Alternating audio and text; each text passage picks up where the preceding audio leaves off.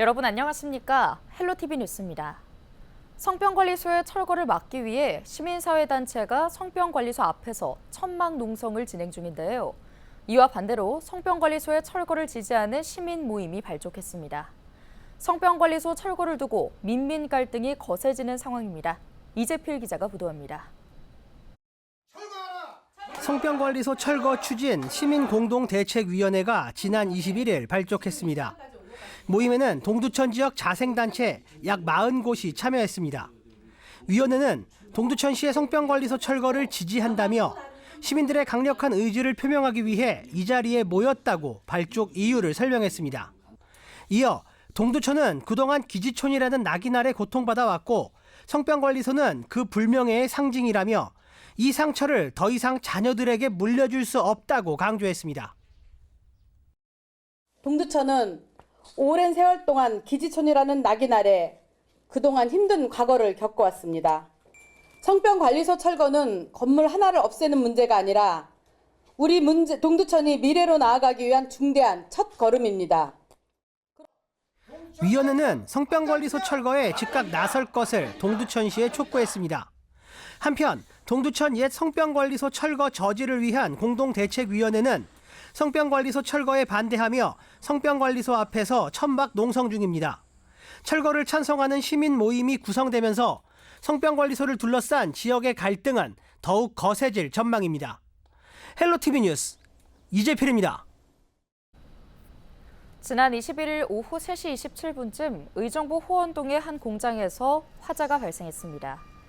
이 화재로 공장 직원 등 8명이 대피했고 A씨가 손에 2도 화상을 입고 병원으로 이송됐습니다. 신고를 받고 출동한 소방당국은 장비 31대와 인력 63명을 투입해 오후 5시 14분쯤 큰 불길은 잡았습니다. 경찰과 소방당국은 정확한 화재 원인과 인명피해를 조사하고 있습니다. 22일 오전 의정부 문화역 이음에서 미래철도망 구상안 관련 설명회가 열렸습니다.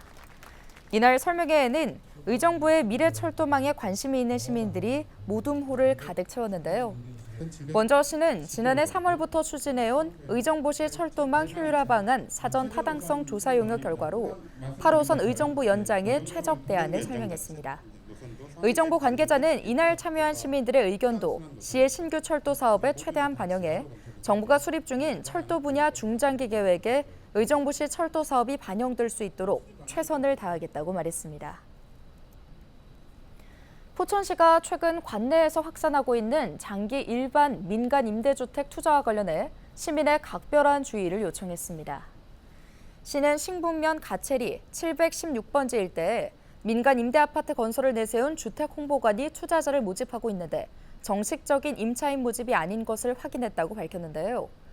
포천시 관계자는 장기 일반 민간 임대주택의 임차인 모집은 법적 절차에 따라 신고를 마친 후 공개적으로 진행해야 한다며 법적 근거가 없는 방식으로 투자자나 임차인을 모집하는 행위는 향후 법적 보호를 받지 못할 수 있다고 말했습니다. 연천구는 다음 달 2일 연천 한탄강 주상절리길 걷기 행사를 개최합니다. 이번 행사는 아우라지 백예용암에서 시작해 101층과 한탄강댐을 지나 제인폭포까지 이어지는 연천 한탄강 주상절리길 4코스에서 진행되는데요. 코스의 길이는 7km로 약 2시간 30분이 소요됩니다. 참가 대상은 보행이 가능한 사람이라면 누구나 참가할 수 있으며 모집 인원은 300명으로 오는 30일까지 사전 접수를 통해 모집합니다.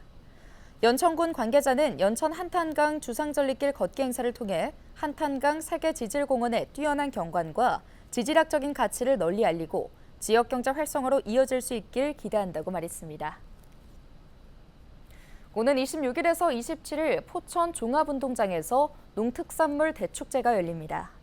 축제는 지역의 우수 농특산물을 알리기 위한 것으로 포천 농축산물 통합 브랜드, 포천 가득 선포식 등 다양한 행사가 펼쳐지는데요.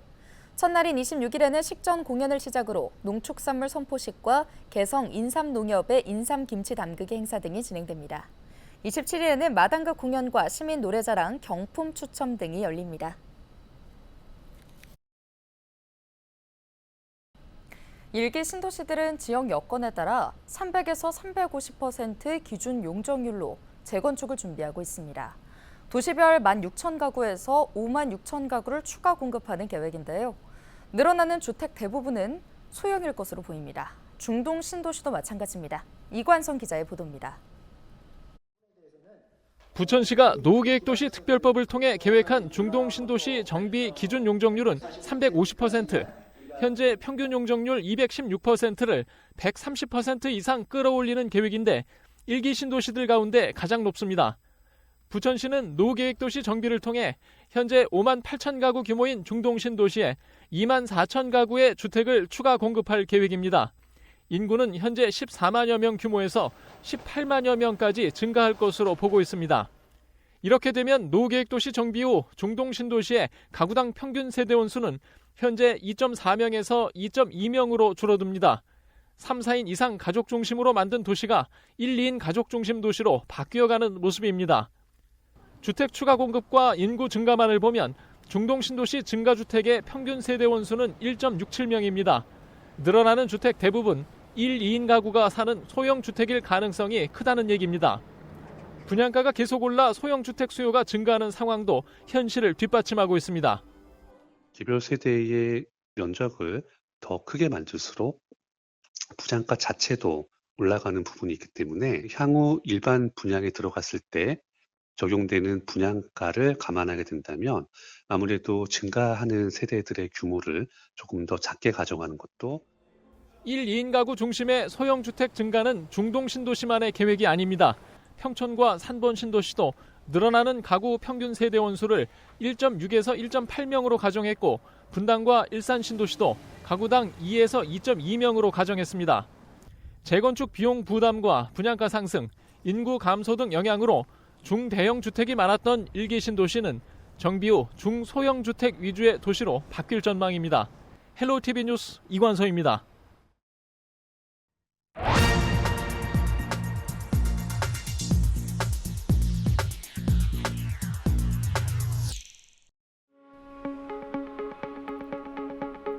심각한 저출생 문제로 국가의 존립마저 위태롭다는 걱정이 쏟아지는 요즘 한 가닥 희망을 가질 만한 소식이 전해졌죠. 결혼과 출산에 대한 젊은이들의 생각이 긍정적으로 변화되고 있다는 조사 결과가 나온 건데요. 미혼 응답자의 65.4%가 결혼을 구체적으로 계획하고 있거나 언젠가 결혼하고 싶다고 답했습니다. 5개월 전 조사 때보다 4.4%포인트 올라간 것이어서 주목됩니다. 특히 25세에서 29세 남성은 7.1%포인트 오른 75.4%가 결혼을 긍정적으로 인식한다고 답했습니다. 출산과 육아에 대한 인식도 달라졌는데요. 전체 응답자의 68.2%는 자녀가 필요하다고 답해 7.1%포인트 높아졌습니다. 특히 25세에서 29세 여성의 경우 13.7%나 뛰어 올랐습니다. 이런 인식의 변화가 추락하는 출생률에 제동을 걸고 상승 반전을 이뤄낼 수 있을까요? 조사 대상자들에게 저출생 문제 해결을 위해 중요한 것이 무엇이냐고 물었더니 일과 가정의 양립을 지원해야 한다. 주거 등 결혼과 출산 지원이 필요하다는 답이 쏟아졌습니다. 저출생 문제를 근본적으로 해결하려면 우선 결혼하고 아이를 낳아 기르면 행복할 것이라는 인식을 심어줘야 할 것입니다. 결혼과 출산으로 인해 내가 꿈꾸던 인생을 온전히 포기해야 한다면 누가 결혼하고 아이를 낳겠습니까? 그러니 눈치 보지 않고 출산, 육아휴직을 사용할 수 있다는 확신, 경력 단절이 안 될 것이라는 확신, 특히 나의 행복을 포기하고 희생해서까지 아이 키우는데 돈이 들어가지는 않는다는 인식, 그리고 결혼과 출산이 나의 행복으로 이어질 것이라는 인식을 심어줄 필요가 있지 않을까요? 그러려면 국가 차원의 보육과 주택 지원, 그리고 사교육 문제 해결 등 광범위하고 촘촘한 정책의 수립과 집행이 필요할 것입니다. 조만간 출범할 인구전략기획부의 역할이 큽니다. 인구정책은 200년을 내다보고 짰으면 합니다. 데스크의 눈이었습니다.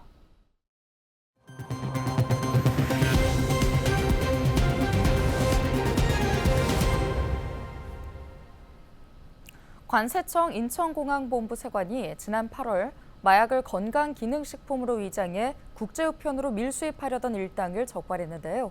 추가 수사를 통해 던지기 수법에 쓰인 마약들을 찾아냈습니다. 인천공항세관은 마약 국제우편물 수취자의 실거주지 수색 과정에서 마약류 소분과 은닉도구를 발견하고 수색 끝에 주택가 화단과 빌라 양수기함 등지에 숨겨놓은 마약들을 추가 발견했는데요. 수사 결과 피의자는 몰래 들여온 마약을 소분해 풍선에 넣은 뒤 자신만 아는 주택 화단이나 빌라 양수기함 같은 여러 장소에 숨기고 SNS를 통해 판매해온 것으로 드러났습니다. 경기도가 지난 21일 북부청사 2층 상황실에서 경기 북부 특별자치도 설치를 위한 민관합동추진위원회 회의를 개최했습니다. 회의에는 15명의 민관합동추진위원이 참여했는데요. 특히 이날 위원회는 8명의 신규 위원에게 위촉장을 수여하는 한편 소통과 협력 체계 강화를 위해 위원수를 조례상 30명까지 확대하기로 했습니다. 뿐만 아니라 NGO 협력분과를 신설해 지역사회와 공감대를 강화하기로 했습니다. 임태희 경기도교육감이 지난 21일 경기도 학생 먹거리의 인건비를 부담한다고 밝혔습니다. 앞으로 기초지자체의 재정과 관계없이 학생들은 급식을 정상적으로 먹게 됐는데요. 임태희 교육감은 세수 부족에 따른 재정 악화를 토로하며 학교 급식 경비 분담 비율 조정을 요청하는 기초지자체의 의견을 적극적으로 수용해 이같이 결정했다고 강조했습니다. 도교육청은 안정적인 학교 급식 경비 분담 협력 강화를 위해 기초지자체 전체의 학교 급식 경비 분담을 단계적으로 일괄 하향 조정하기로 했습니다. 경기도교육청은 오는 2025년부터 2026년까지 인건비를 기초지자체 분담에서 제외할 계획입니다. 경기도 북부청사 경기평화광장 북카페는 한강 작가의 노벨문학상 수상을 기념하는 2024 노벨문학상 한강특별전을 21일부터 다음 달 30일까지 한 달간 광장 북카페에서 진행합니다. 특별전에는 채식주의자, 소년이 온다, 작별하지 않는다, 히라버 시간 등 7종, 총 70권이 전시되는데요. 특별전에 전시된 도서는 전시 기간 동안 도서 대출이 제한되고 광장 북카페 내 열람만 가능합니다. 도는 도민의 수요와 출판 상황을 고려해 한강 관련 작품 등을 추가 전시할 예정입니다. 경기도와 베트남 하노이시가 우호협력 MOU를 체결했습니다. 두 지역은 경제통상과 도시개발, 문화예술 등 다양한 분야에서 협력을 확대하기로 합의했는데요. 이로써 하노이시는 응해안성과 호치민시에 이어 경기도의 세 번째 베트남 우호협력 파트너가 됐습니다. 하노이시는 베트남의 수도이자 정치, 문화의 중심지입니다. 인천시가 대규모 재난 발생에 대비해 오는 25일 오후 2시부터 인천 소방본부, 송도소방서, 연수구와 함께 부영 송도타워에서 재난 등 안전한국훈련 및 긴급구조종합훈련을 실시합니다. 이번 훈련은 인천시의 경제자유구역 개발과 도시 발전에 따라 증가하고 있는 고층 빌딩에 대한 재난 안전을 확보하기 위해 마련됐는데요. 훈련에는 인천시를 비롯한 지자체, 소방, 군경, 한국전력 등 총 19개 기관과 빌딩 입주회사의 대피훈련 참여자 등 500명 이상이 참여할 예정입니다. 인천시는 이번 현장훈련이 시민들에게 재난 대응을 체험할 수 있는 좋은 기회가 되길 바란다며 부영 송도타워 인근 주민들의 적극적인 참관을 기대한다고 밝혔습니다. 인천시가 야생동물을 통한 광견병 예방을 위해 광견병 미끼 예방약을 대량 살포합니다. 인천시는 사전 수요 조사를 바탕으로 22일부터 너구리, 오소리 등 야생동물 출몰 지역과 민원 발생 지역 등 29개 지점에 미끼 예방약 1,900여 개를 살포한다고 밝혔는데요. 예방약은 어분으로 만들어진 갈색의 사각형 블록 안에 백신이 들어가 있는 형태로 섭취 시 점막 상피를 통해 백신이 투약되는 원리입니다. 미끼 예방약은 반려동물이 먹더라도 안전한 것으로 입증됐지만 사람이 미끼 예방약을 만지는 경우 채취가 묻어 야생동물이 먹지 않거나 간혹 가려움증 등이 나타날 수 있습니다. 인천시는 광견병의 매개체인 너구리는 유해 야생동물로 분류돼 있지 않아 포획은 금지돼 있다고 설명했습니다. 오늘 준비한 소식은 여기까지입니다. 함께해 주신 여러분 고맙습니다.